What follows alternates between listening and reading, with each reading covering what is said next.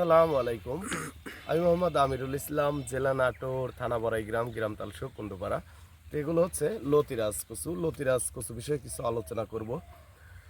অন্যান্য জাতের সাথে লতিরাজ কচু সর্বোচ্চ বেটার জাত, যেগুলো নিচু জমি, এই জমিতে আপনারা ধানের সাথে বেশি লাভবান হইতে পারবেন লতিরাজ কচু চাষাবাদ করলে।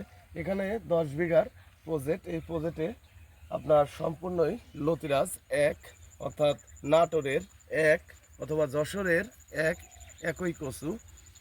তে এই কচু লাগানো আছে। আর 1 বিঘা জমি আপনারা লতিরাজ কচু চাষ করলে কেমন ফলন হয় সে বিষয়ে কিছু আলোচনা করব। দেখেন, প্রতিটি গাছের গোড়ায় গোড়ায় দেখেন কি পর্যাপ্ত লতি আছে।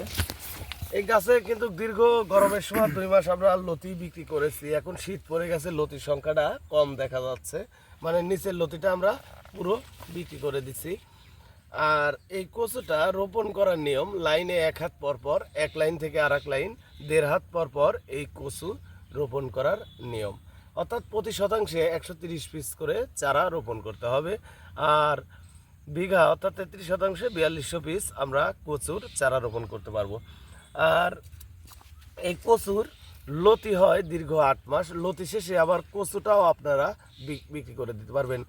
যদি আপনারা দেখা যায় 1 বিঘা জমিতে যদি আপনার 4200 পিস কচু লাগান, 10 টাকা করে বিক্রি করতে পারলেও দেখা যায় অনেক টাকা বিক্রি করা যায় অবশেষে। কিন্তু প্রতি সপ্তাহে লতি আপনারা উৎপাদন করতে পারবেন। প্রথম অবস্থায় দেখা যাবে 2 মণ, 3 মণ, 4 মণ, 5 মণ, 7 মণ, 8 মণেও যাবে। পরে আস্তে আস্তে দেখা যাবে আবার 3 মণ, 4 মণে যখন চলে আসবে তখন আপনারা কচুটা বিক্রি করে দেবেন। তো ভিউয়ার্স, আপনারা এই লতিরাজ কচু চাষ করতে চাইলে আমাদের যে চারাগুলি দেখতে পাচ্ছেন, এই চারাগুলি 2 টাকা পিস মূল্যে বাংলাদেশের প্রতিটি জেলায় সেল দিচ্ছি।